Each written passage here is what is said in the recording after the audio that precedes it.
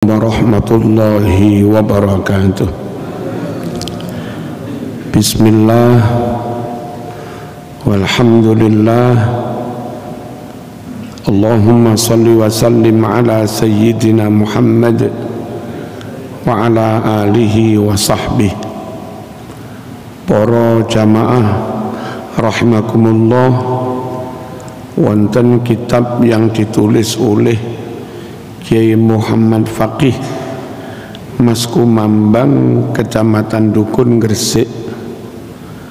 Pondok itu kalau sekarang termasuk pondok besar di Gresik yang kalau di sana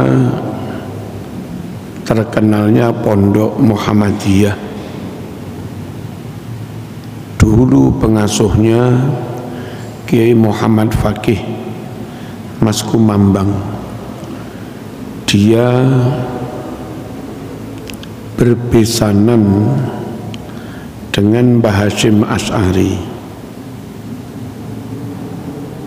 adik atau keponakan Kiai Muhammad Faqih yang diambil menantu Mbah Hasyim itu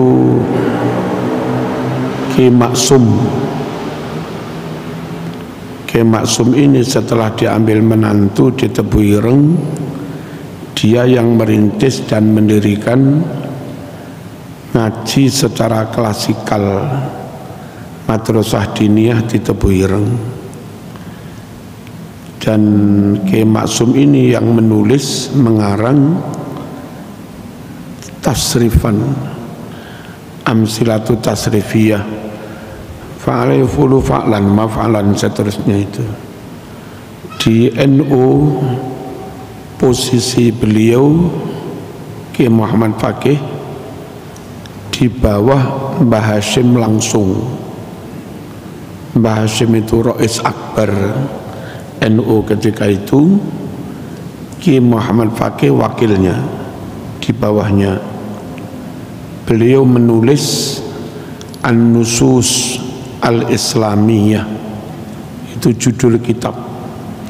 Kitab itu sangat bagus, ditakrid, diberi pengantar oleh beberapa ulama terkenal. Antara lain diberi pengantar oleh Kiai Abdul Aziz Mashuri, Jombang, Denanyar. Juga diberi pengantar oleh Syekh Hasan Alwani, dia mufti Australia. Lalu diberi pengantar oleh Kiai Maimun Zubair. Tentu kalau sampai Kiai besar memberikan pengantar apresiasi, maka kitab itu ya kitab sangat luar biasa. Di halaman 12 beliau menulis kalimat seperti ini: amma syaikhuhum Muhammad ibnu Abdul Wahhab faqad takharraja ala yati jasus al-mustamiratil Britaniyah Jeffrey Hamper,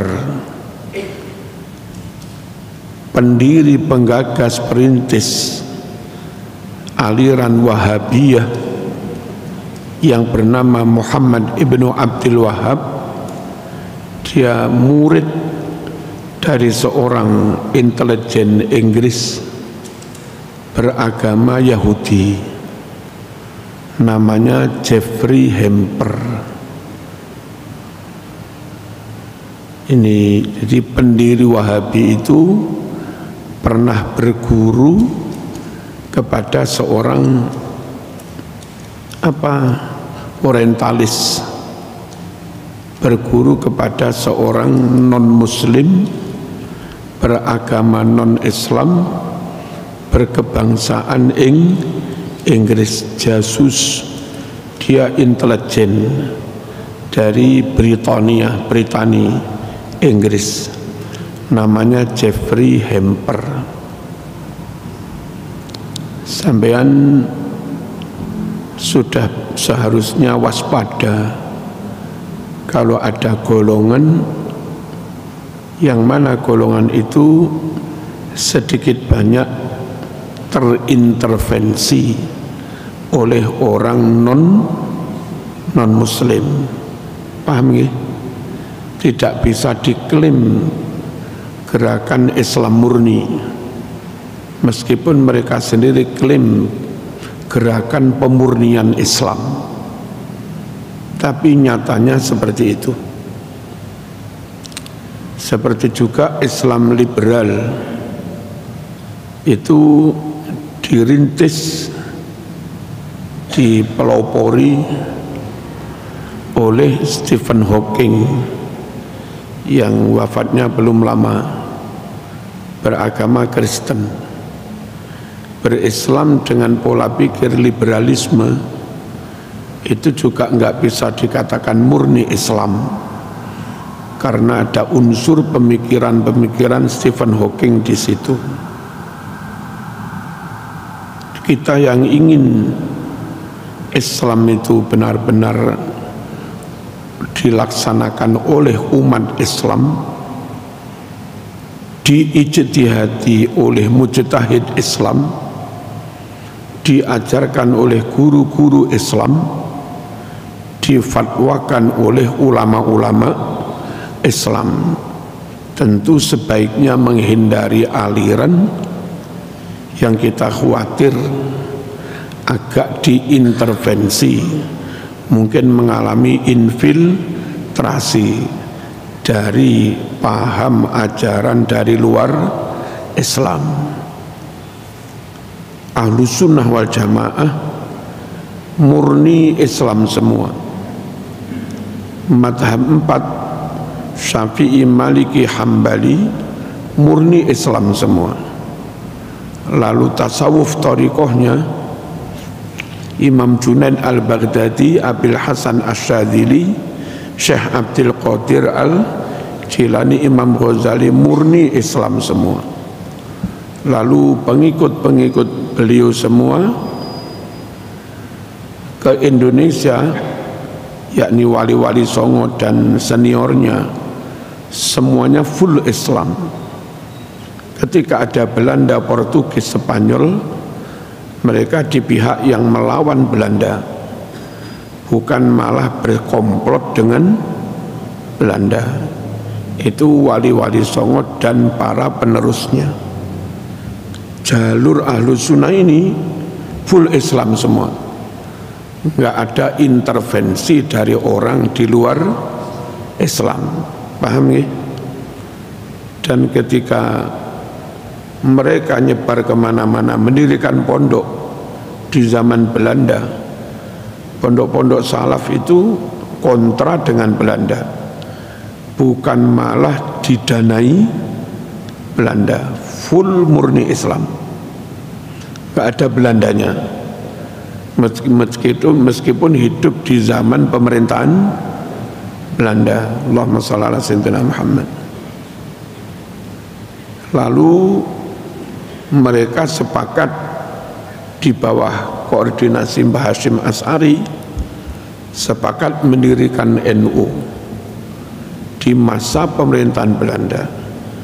Posisinya kontra dengan Belanda, bukan bolo Belanda. Ditawari diangkat menjadi Menteri Agama Belanda pun nggak mau. Ini NU, Ahlus Sunnah wal Jamaah.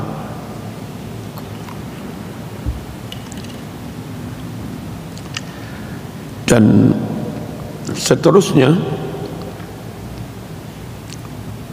sebaiknya kita tetap pilih yang murni, ajarannya murni Islam, tokoh-tokohnya murni Islam, lalu umat komunitas pengamalnya juga murni Islam. Tentu kalau dengan orang luar sekedar bekerja sama untuk program-program kemanusiaan, bukan memberi kesempatan orang luar ikut mewarnai akidah, bukan. bukan memberi kesempatan orang luar untuk ikut-ikut mewarnai fikih, bukan. Sekedar bekerja sama teknologi tentu enggak apa-apa. Dan barangkali ke depan atau sekarang kalau di NU, di PBNU-nya atau di bawahnya PWNU ada kebijakan memasukkan orang lain yang non muslim atau orang lain yang orang lain itu mungkin cukongnya non muslim. Apa cukong itu? Kacongnya non muslim, bekerja untuk menindaklanjuti ide-ide dari non muslim untuk mewarnai NU. Barangkali suatu saat ada hal seperti itu, maka kita umat harus tetap jeli, umat harus tetap selektif, milih yang tetap NU murni. Sekalipun dengan risiko mungkin enggak didadekne pengurus. Toh kita enggak jadi pengurus, ya seiso mulang TPQ, ya seiso mulang diniyah, masih bisa berkhidmah. Barangkali ada yang dipilih yang NU warisan dari Mbah Hashim Asy'ari, yang kayak tadi Syafi'iyah dan madhab 4, lalu Imam Junaid Al-Baghdadi, Abil Hasan Asy-Syadzili, Syekh Abdul Qadir Al-Jilani, Imam Ghazali, akidahnya Imam Asy'ari, Maturidi, dilanjut wali-wali songo, lalu kiai-kiai, lalu pesantren ini semua. Kalaupun bukan pesantren, orang kampus yang ada koneksitasnya dengan kiai pesantren, dosen Brawijaya tapi pernah mondok, itu namanya orang umum yang punya koneksitas dengan pesantren. Atau orang awam tapi ada komitmen manut pada kiai-kiai pesantren. Biasanya begitu itu, meskipun jadi rektor, orang umum itu ditandai dengan sekedar ada acara desnatalis kampus misalnya, nanti munyuwun kiai gading yang dongo, itu ada indikasi dia itu orang umum yang ada konekkan dengan pesantren. Mantu sing disuwun ngakati kiai, itu berarti ada hubungan batin dengan pesantren. Nah, kita tetap bersama yang kayak begini-begini, paham ya? Hati-hati jangan sampai kelihatan Islam, namun ternyata Islam yang diamalkan, yang dipegangi, Islam yang sedikit terintervensi ajarannya oleh orang Yahudi atau Nasrani. Bagaimanapun menurut Quran, dan itu nas hak, enggak mungkin orang Yahudi Nasrani rela Islam tetap besar. Bagaimanapun tetap membuat cara bagaimana Islam itu semakin lemah, semakin kecil dan semakin keliru, jauh dari ajarannya. Walan tardo angkal yahudu walan nasoro hatta tattabi'a millatahum. Orang Yahudi, orang Nasrani enggak bakal ridho sebelum kamu mengikuti agama mereka. Atau enggak ngikuti tapi pola pikirnya sudah ngikuti mereka. Yang bahaya itu koyok-koyok Islam, tapi sejatinya Islam yang diwarnai oleh mereka. Itu bagian dari upaya mereka. Walan tardo angkal yahudu walan nasoro. Yahudi Nasrani enggak akan ridho hatta tattabi'a, sebelum kamu ikut mereka. Nabi juga mewarning dalam riwayat Imam Abu Dawud, Turmudi, la tattabi'unna sanana man kana qablakum shibran bi shibrin wa dhira'an bi dhira'in. Nabi punya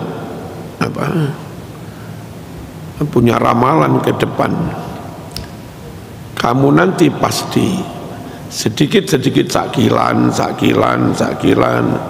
langkah, pasti kamu ngikuti orang di luar Islam. Sampai andai mereka mengajak kamu terperosok ke lubang biawak, mati kafir, kamu tentu ikut mereka. Sahabat penasaran nanya, al-Yahud wan Nasara ya Rasulullah, apa yang dimaksudkan kanjeng Nabi itu Yahudi dan Nasrani? Jawab Nabi, faman sapa maneh, sapa maneh. Dari dulu yang ngeruweti ya Yahudi dan Nasrani. Di Indonesia juga diwakir, ada Hindu, ada Buddha. Secara umum Hindu Buddha diwakir ya mereka beragama ngurusi intern mereka sendiri.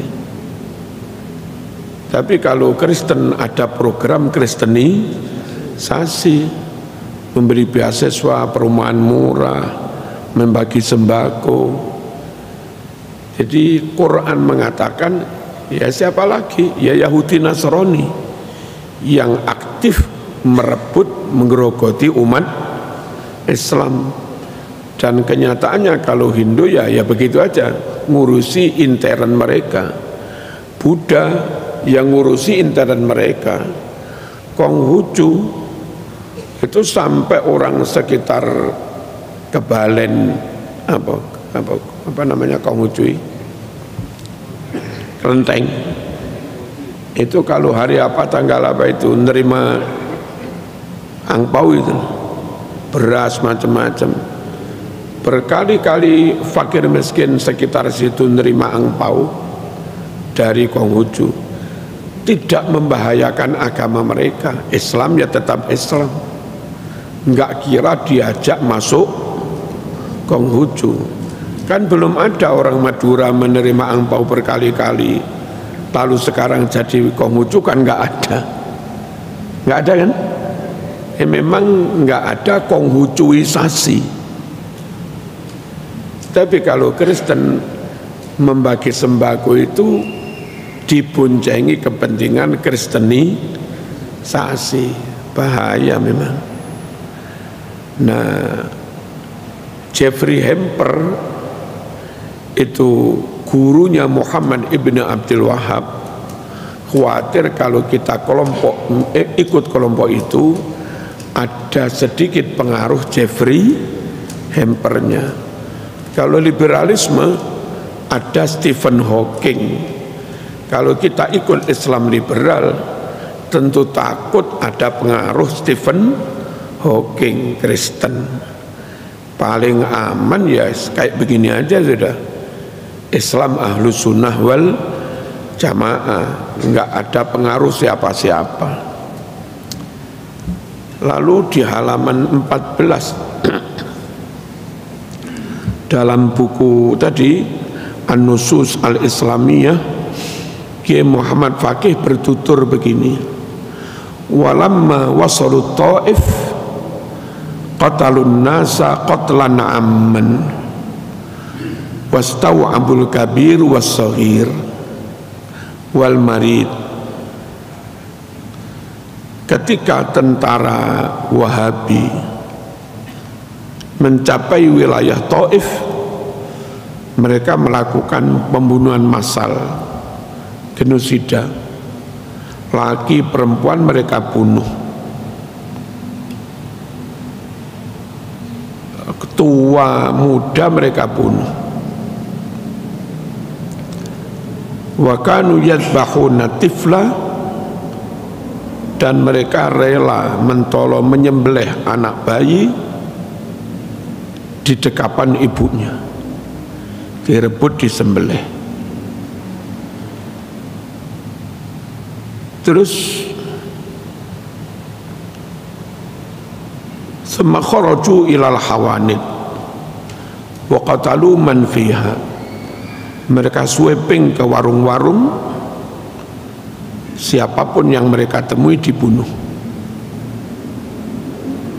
Wa wajatu unasan yatadarusunal Qur'an fayaqtulunahum. Melanjutkan sweeping, ketemu orang lagi deres Quran di masjid, juga dibunuh. Wa nahbul amwal,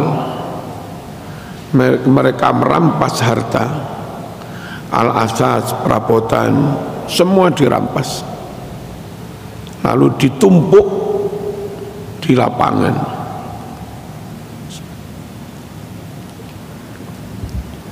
Wa akhadul kutub, mereka juga memang mengambil kitab-kitab dari rumah para ulama.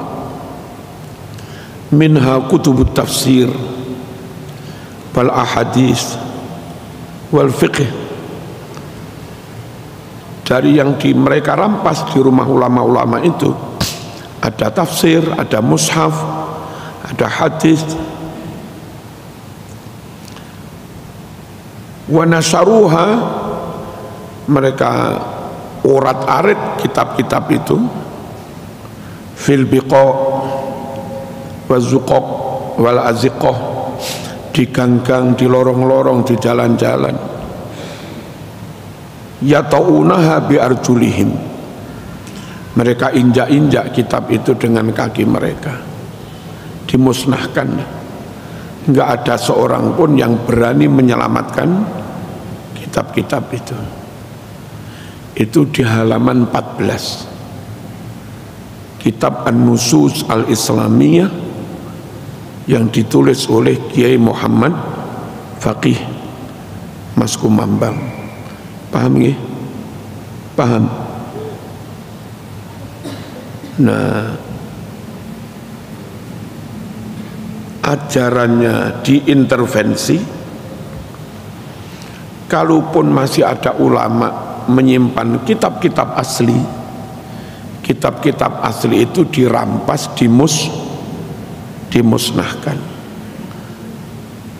Apa dengan begitu mereka berhasil memusnahkan seluruh kitab dan ajaran agama Islam? Tidak. Santri-santri Indonesia yang ketika itu mondok di Mekah, Syekhona Khalil, Mbah Hashim As'ari, pendiri Muhammadiyah Ki Ahmad Dahlan, terus Mbah Wahab Hasbullah, Mbah Kung kami dari Blitar, Ki Ridwan, dan banyak kiai, itu segera pulang, dan tentu pulang membawa ribuan kitab. Yang kitab lawas-lawas di bawah itu sampai sekarang masih disimpan di rumah kiai-kiai. Cuman kalau ke rumah saya, warisan dari bapak, dari Mbah Kung, masih ada kitab ratusan tahun di rumah kiai-kiai, termasuk di rumah saya, warisan dari bapak. Santri-santri itu pulang ke sini dan membawa kitab itu. Yang kitab itu sampai sekarang masih ada. Apa strategi Indonesia dalam menyelamatkan ajaran Islam? Di sana ulamanya dibunuh, makam ulama digusur oleh Wahabi. Di sini ulama sehat, nggak dibunuh, makam ulama, makam wali aman. Di sana ajarannya diintervensi, bismillah, wiritan nggak ada, ini nggak ada, ini nggak ada. Di sini amalan-amalan itu lestari. Di sana kitabnya kayak tadi dimusnahkan lah bahasanya. Di sini kitab-kitab itu sampai sekarang masih ada dan dipakai oleh kiai mengajar. Sungguh peran Nusantara ini dalam menjaga ajaran Islam yang asli, kitab yang kuno. Dalam menjaga itu peran Nusantara luar biasa. Andai Indonesia dilakukan kayak begitu juga di Arab, kitab yang lawas-lawas itu hilang semua. Kalau sampai di Indonesia gagal menjaga NKRI, lalu berdiri negara Islam tapi Wahabi, kemudian kitab yang disimpan ulama-ulama dirampas, dimusnahkan, maka Islam wassalam. Kalaupun ada Islam yang agak tercampuri tadi, Islam yang agak diintervensi, kitab yang asli mungkin dirampas, ulama yang mengajarkannya mungkin dibunuh, lalu tradisinya dihabisi dengan tuduhan bid'ah. Bahaya apa enggak? Bahaya. Sungguh penting menjaga biar Islam di Indonesia itu ya begini ini. Kalaupun berproses menuju lebih syar'i, biar oleh orang Indonesia sendiri, jangan diintervensi oleh paham asing. Saya ulangi, andai Indonesia bubar, terus Indonesia mengalami seperti yang dialami Arab, makamnya dimusnahkan, digusur, ulamanya dibunuh, kitabnya ya kan, ajarannya dilarang, kan habis. Yang ada Islam tapi ada pengaruh Jeffrey Hamper tadi. Makanya Joko tetap begini. Lalu kita umat komitmen sama-sama, kalau ngaji ke pondok saja, kalau memondokkan anak meskipun tahun cek mampu didik lah, mampu pondok didik ya ke pondok saja. Itu sungguh penting, dan pondok pun harus selektif. Itu Ahlus Sunnah wal Jamaah apa bukan? Jadi kami di pondok-pondok tetap punya komitmen menjaga Islam yang kuno, yang asli itu. Bagaimana langkah kami untuk menjaga dan yang kita ajarkan tetap Islam yang kuno itu? Kalau zaman menyekolahkan anak ke Timur Tengah, gurunya, siswanya semuanya pakai kitab putih, kitab anyar, kitab cetakan baru. Kalau semuanya pakai kitab anyar, tentu itu dicetak berdasar kebijakan Menteri Pendidikan sana. Dan menteri itu ganti menteri, kadang punya kebijakan, tolong dong hadis ini nggak usah diajarkan dulu, tolong hadis ini nggak usah dulu. Akhirnya kitab yang diterbitkan itu nggak bisa utuh. Anakmu kuliah di sana ya kitabnya putih semua, kitab baru. Andai dikurang-kurang ya anak kita nggak tahu juga namanya ngaji kitab adanya itu.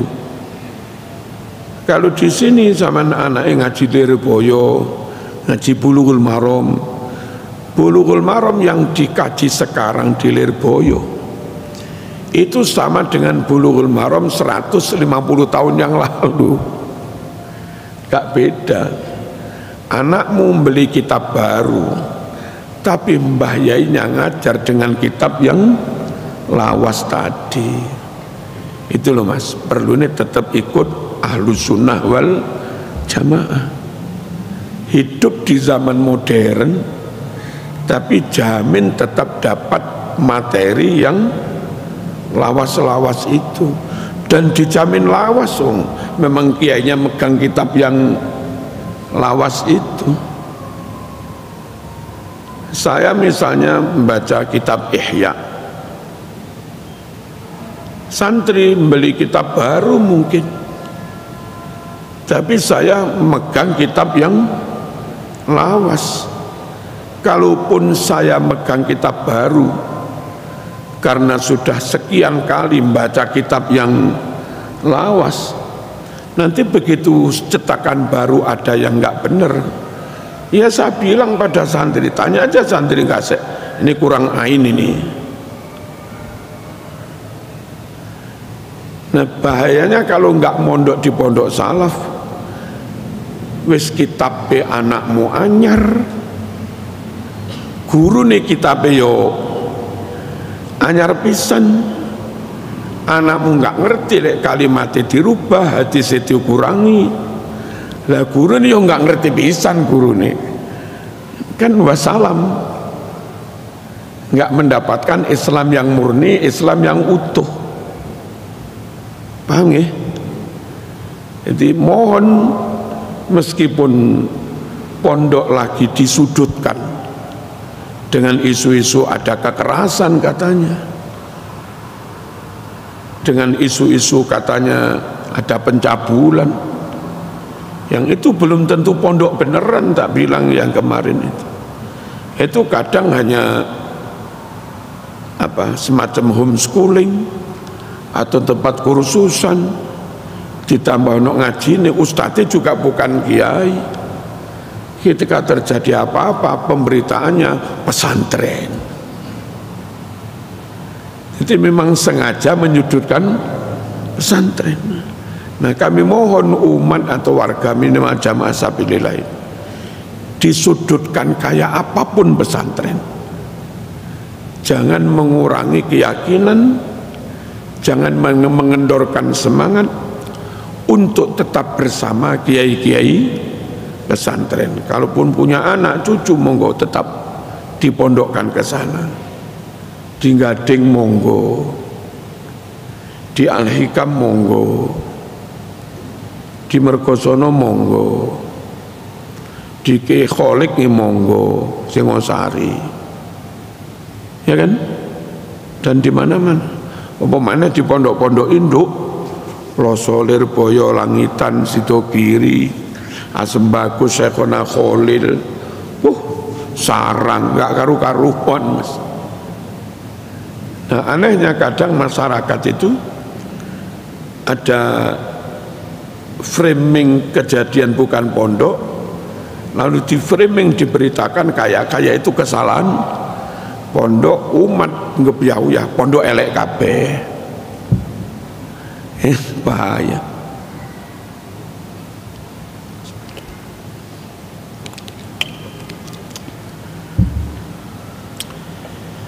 Jaga Islam, jaga kemurnian Islam, caranya dengan tetap bareng bersama ulama kiai itu tadi.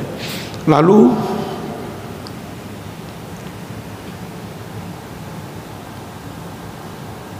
kenapa harus kitab kuning yang lawas-lawas? Memang kitab itu yang menghubungkan antara kita dengan pengarang yang hidupnya 1000 tahun lebih.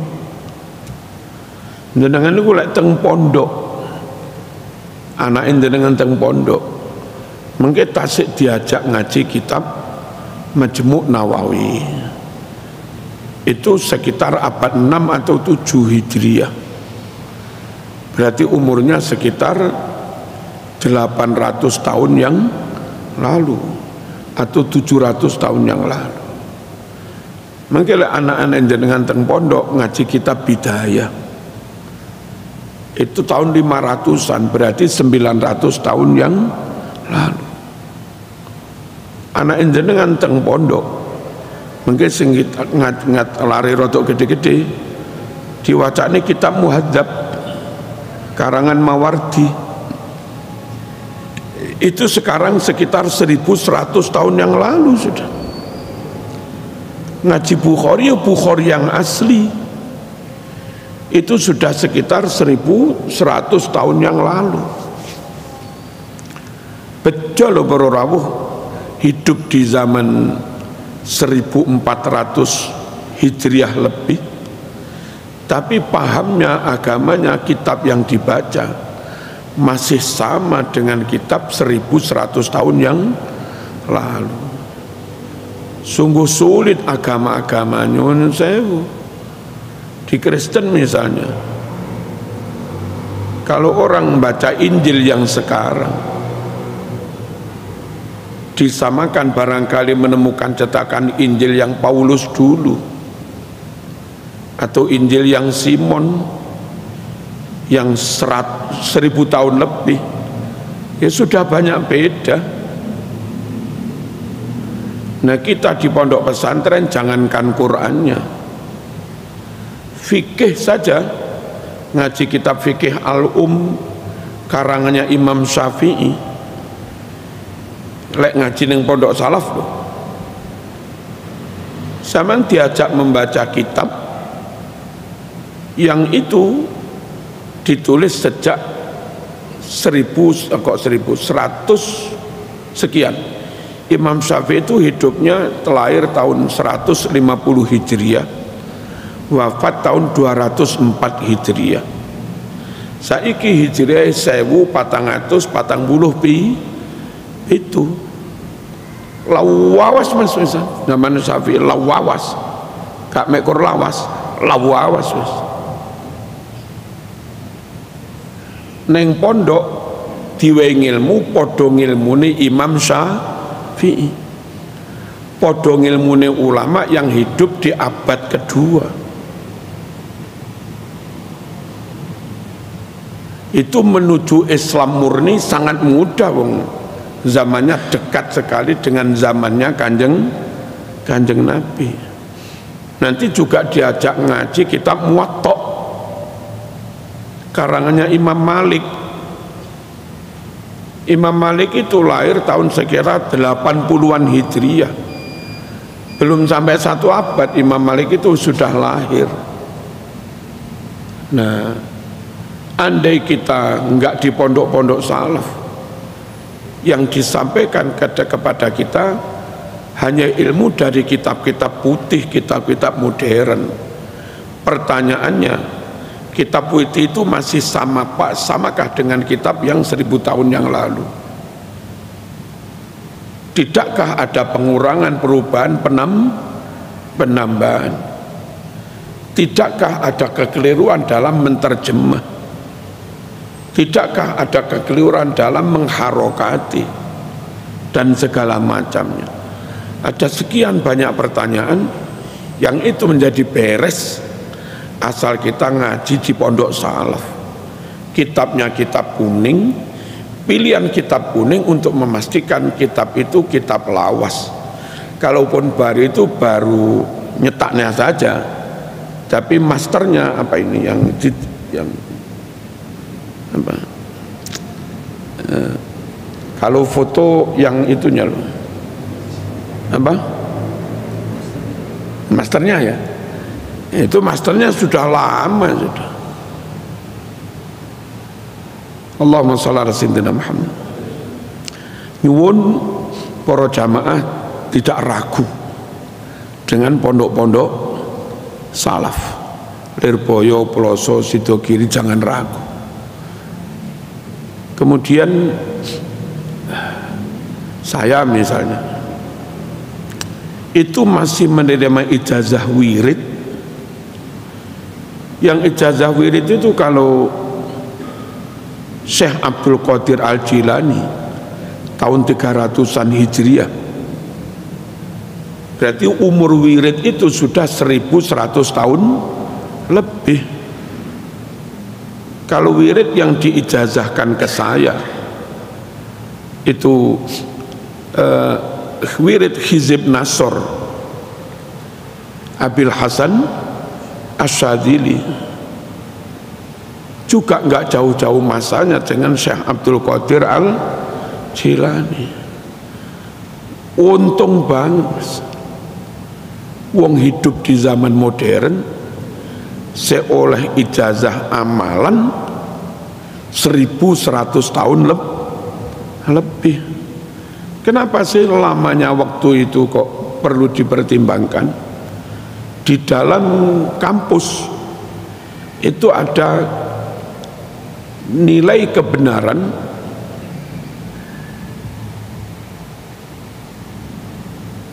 yang setiap tahun terbukti benar.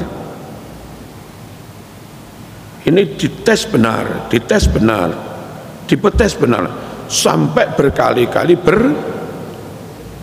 bertahun-tahun. Itu namanya kebenaran reliabel. Barang ini benar, tapi terbukti sepisan. Ya wong lumayan mantep, tapi benar terbukti 1000 kali, tentu orang lebih mantep. Nah, kita berahlus sunnah wal jamaah sejak zaman Imam Syafi'i, sejak zaman Imam Maliki, itu sudah 1240 sekian tahun yang lalu. Nah, selama 1200 tahun lebih, madhab ini nggak terbantahkan. Madhab ini nggak bisa dirungkatkan, karena dalilnya, hujahnya memang kuat.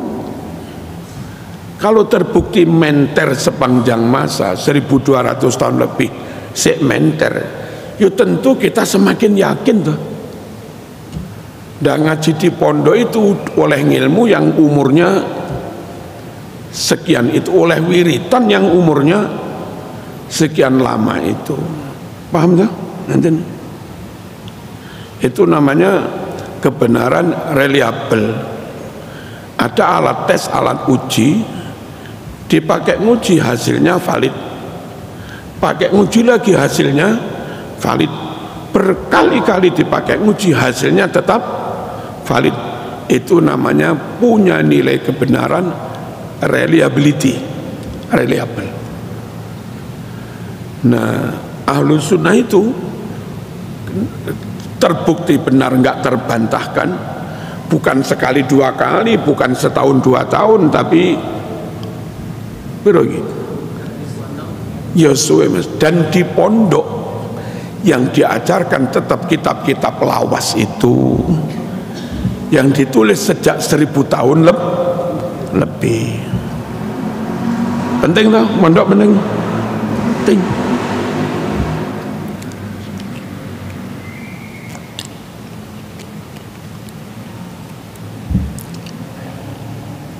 Terus menyadari pentingnya memegangi kitab-kitab lawas. Di Muhammadiyah sudah mulai berdiri beberapa pondok yang juga mengajarkan kitab-kitab kuning itu, biar umat itu tetap terkonek dengan ulama masa dahulu. Dan umat itu ketika ngaji, ternyata saya sama dengan Imam Bukhari, semakin nggak ragu. Ternyata saya sama dengan Imam Muslim, semakin tidak ragu. Nah, gitu loh. Kami pernah mengunjungi pondok Muhammadiyah di Madiun. Itu ya kayak di pondok NU, pakai kitab-kitab kuning, subuh ya pakai kunut, pakai wiridan, kayak begitu. Tapi namanya pondok Muhammadiyah. Allahumma shalli ala sayyidina Muhammad. Kemudian di samping itu tadi, jadi intinya begini, pentingnya menjaga Nusantara, pentingnya menjaga Islam seperti yang ada di Indonesia. Ada kitab kuning, ada salaf, ya, ada kiai, ada pesantren. Itu karena memang dulu Allah menyelamatkan kitab-kitab itu ke Indonesia. Dilalah di Arab dilakukan pembunuhan, kitabnya dimusnahkan, makamnya digusur, ajarannya dibid'ahkan, Santri Indonesia yang mondok ke sana segera lari pulang membawa kitab itu. Dengan kata lain, pulang menyelamatkan kitab itu. Indonesia dan pondok-pondoknya dipilih Allah untuk menyelamatkan ajaran itu, gitu loh. Ngerti dah? Nah, tetap bersama yang ini, sebetulnya kita tetap bersama bareng-bareng menyelamatkan, menjaga Islam yang murni ini. Allahumma shalli ala sayyidina Muhammad. Terus kiai-kiai pun juga sadar betul bahwa memikirkan prospek umat alumni itu juga penting. Makanya kalau dulu pondok itu salaf tok, ngaji kitab tok, hari ini hampir semua pondok ada formalnya. Lirboyo yang dulu salaf tok, sekarang ada program formal, yakni di Lirboyo yang Ar-Risalah, level SMP dan SMA. Lirboyo Al-Makhrusiyah yang dikelola Gus Reza, ada SMK juga, ada Aliyah. Anak kita ke situ bisa salaf, ngaji kitab kuning, tahu kitab ilmu yang salaf, plus tamat dari situ kuliah juga bisa untuk masa depan mereka. Jadi nggak ada alasan untuk tidak mondok. Mondok engkau gak iso nyambut gawe, oh Kak Mas, ya, pondok sudah banyak membuka formal. Di pelosok yang mau formal di Kuwin, monggo. Yang di Indo tapi pengen formal difasilitasi, ada bis ngantar santri, antar jemput ke sekolah yang dipilih. Tamat masih bisa melanjut kuliah. Terus di saya misalnya ada SMP, ada SMA, tamat dari situ juga bisa kuliah. Cuma kami memang belum bisa menerima banyak sih membangun ya. Jadi lek nerima kakek ruwet. Ini yang SMA baru lulus ini, lulus 29. Dari 29 itu SMA Ngasek, yang 3 nggak melanjut, mungkin mondok atau kemana, kami nggak tahu. Yang 26 ngelanjut. 26 yang lanjut itu 24 sudah resmi diterima di PTN, di Brawijaya, di UM, di ITS, di UIN, di UNESA, di mana-mana. Sebagian juga di kedokteran. Tinggal nunggu yang 2. Yang 2 ujian UIN masuk mandiri.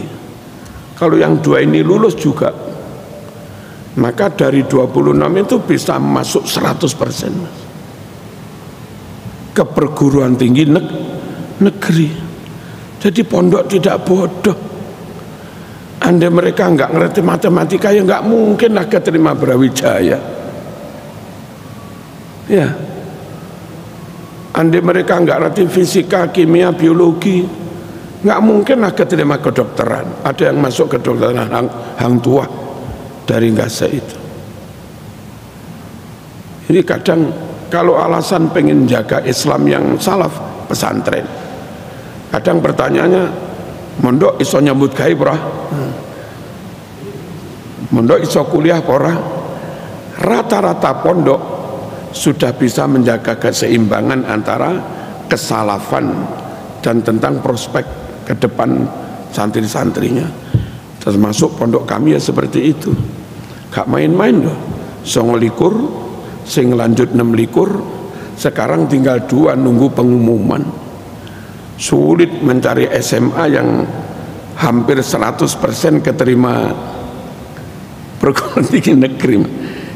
Ngasek ya nggak sulit, mau mekur didik mas, mau pengen arek didik gampang ya. Lalu kepercayaan umat.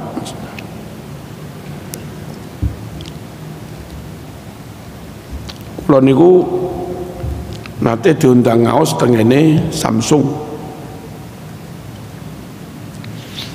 Kula sempat bertanya-tanya, lewat siapa Samsung kok ngundang saya? Kenal lewat siapa? Belum seterkenal ini saya. Tapi kok Samsung ngundang saya? Bareng saya datang ternyata ada santri saya di situ. Loh, kono neng kene.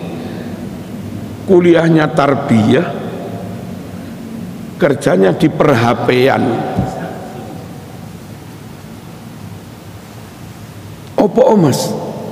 Itu ternyata Samsung itu lagi butuh karyawan yang itu nanti agak menjaga rahasia pabrik, rahasia merek. Nggak boleh sembarang orang tahu itu.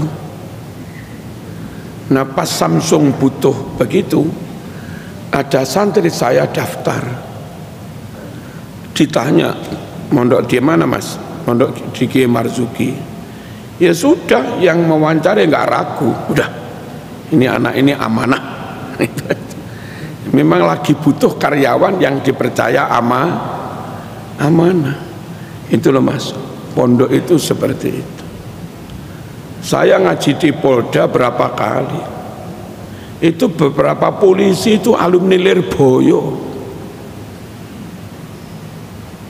Di kepolisian, di TNI itu mulai ada pemikiran daripada ketakmiran di Polres, ketakmiran di Polsek, ketakmiran di Koramil, imam saja ngundang orang luar biaya lagi, khotib saja ngundang orang luar biaya lagi. Mending kalau punya anggota polisi, anggota TNI, pondokan, hafid Quran, beres wis. Gak usah ngundang Ustadz Konjobo, gak usah mbandani. Akhirnya sekarang banyak polisi TNI yang pondokan untuk menghandle bintalnya. Bukan berarti nggak punya masa depan, punya masa depan. Allahumma shalli ala sayyidina Muhammad. Di UIN sini yang pendidikan bahasa Arab ada Dr. Mamluatul Hasanah, itu alumni Ngasek. Ada Dr. Imam Ahmad, alumni Ngasek. Ada Dr. Rosyid, alumni Ngasek, yang sekarang masih ngajar di Diniyah Ngasek. Ojo dikira lek ngaji ku terus gak iso pinter ngono, ojo ngawur ae sampean. Kayak ono kiai rada ngambek didik, jere sapa ngaji gak pinter. Kalau ngaji ngarane gak pinter berarti ulama iku goblok kabeh. Sapa wani ngarani ulama goblok kabeh?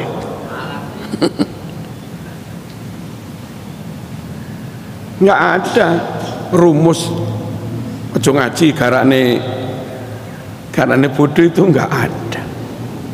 Allahumma shalli ala sayyidina Muhammad. Anak saya sendiri yang di Sabilillah, sekolah Sabilillah bebannya sudah berat, di rumah masih harus ngaji lagi, bebannya tambah. Apa jadi bodoh? Bodoh. Mereka kuliah di Brawijaya, di UM. Alhamdulillah sekian kali IP-nya menyentuh 4,00. Berarti nggak bodoh. Dan itu hafal Quran. Nggak bodoh kan? Bodoh. Nah itu loh. Terus alumni Ngasek yang kami rekom ke UNESA, pinter, dapat beasiswa full. Kemarin laporan piro nak IP-ne, alhamdulillah Kiai 3,93, hampir 4 juga. Wah, ini loh Mas. Jadi enggak, saya bolak-balik gudikan ya, tapi ya ojo gudikan ngono enggak. Nah begitu nggih. Nyuwun sewu, nyuwun umat tetap bersama ulama, jangan sampai kena pengaruh lalu lari dari ulama. Lari dari ulama, kehilangan kitab kuning. Kehilangan kitab kuning artinya sampean anakmu atau ustadzmu pegangannya kitab putih. Kitab putih, kitab terjemahan yang kitab baru. Apa ada jaminan masih sama dengan yang 1000 tahun itu? Ya kan? Kalau sudah tidak sama dengan yang 1000 tahun itu, apa masih dijamin sama dengan ajarannya Rasulullah SAW? Bahayanya di situ. Makanya Nabi mewarning, sayati ala ummati zaman yafirru fihi nasu minal ulama wal fuqaha. Kelak akan ada zaman dialami umatku, di zaman itu mereka malah menjauh dari ulama. Fayabtalihimullah bisalati baliyat. Lalu Allah memberikan musibah 3. Yang pertama, kerja enggak barokah. Yang kedua, dipimpin orang dolim. Yang ketiga ini paling berat, gara-gara jauh dari ulama. Yakhrujuna minad dunya bighairi iman. Mati kafir, mati tanpa membawa iman. Bisa-bisa gara-gara jauh dari ulama, ikut aliran macam-macam kan. Aliran macam-macam itu ada yang sudah kafir. Aliran yang mengatakan sholat nggak wajib ya kafir. Aliran yang mengatakan nyun sewu, haji nggak harus di Mekah, bisa di tempat lain, sudah disediakan tempat tawaf Ka'bah baru, ya kafir mas. Kalau benar-benar meyakini seperti itu, menghalalkan barang haram, zina halal di Seragen Barat, itu ada aliran kebatinan untuk mendapat kesaktian. Itu justru zina dengan perawan jumlahnya berapa, ya kafir menghalalkan berzinaan. Dahulu ada yang berfatwa haji cukup di Indramayu, ya kafir haji kok neng Indramayu. Nah orang awam itu kalau jauh dari ulama kan nggak ngerti aliran ini sesat atau tidak, ikut aja, ternyata katut kafir. Itulah yang Nabi tadi mengatakan yakhrujuna minad dunya bighairi iman. Orang yang jauh dari ulama mati tanpa membawa iman, bahaya. Kalau saya sudah berkomitmen ulama itu mau dilok-lok nih kayak apapun, itu nggak menyurutkan semangat Marzuki untuk tetap ikut ulama. Ada yang mengatakan Ki Hasyim Asy'ari bodoh, Ki Hasyim Asy'ari nol, nggak ada jasanya. Dikritik kayak apapun Mbah Hasyim Asy'ari, Mbah Wahab, tidak menyurutkan Marzuki untuk tetap ikut Mbah Hasyim Asy'ari. Nah begitu. Memang zamannya zaman Islam lagi di, ya kan? Ahlus Sunnah lagi diruweti, pondok jadi target men, dan entah tujuannya apa, wallahu alam bisawab. Kalau kinten ngoten yang longgar bisa langsung pada ini merapat ke Ashabul Kahfi. Ashabul Kahfi itu Soekarno-Hatta sana, sebelum jembatan Suhad, putar balik sedikit, ono gang mepet Poltek, putarannya Poltek, ngulon kira-kira 300 meter, notok kanan titik. Itu saya mau ngaji ke sana, sholawatan, yang longgar monggo temriku. Al-Fatihah.